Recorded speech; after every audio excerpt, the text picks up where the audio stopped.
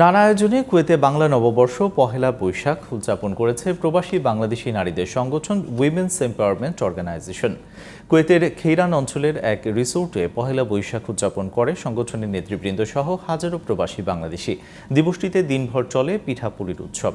উৎসবে উপস্থিত ছিলেন সংগঠনের সভাপতি, কবি ও সাংবাদিক নাসরিন আক্তার মৌসুমী, সহ সভাপতি পারভিন ইসলাম, সহ ক্রীড়া সম্পাদক লিজা মাহমুদ ও ইঞ্জিনিয়ার আসলাম সহ অনেকে। উইমেন্স এম্পাওয়ারমেন্ট অর্গানাইজেশনের পক্ষ থেকে আমরা নববর্ষের শুভেচ্ছা জানাচ্ছি।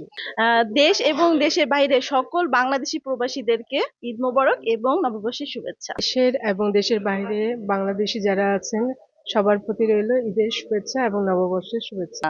আমাদের দেশের বাইরে যারা আমরা আছি এখানে থেকেও আমরা দেশের কৃষ্টি কালচারকে সবসময় তুলে ধরার চেষ্টা করি, যাতে বাচ্চারা, আগামী প্রজন্মের বাচ্চারা এগুলি দেখে শিখে।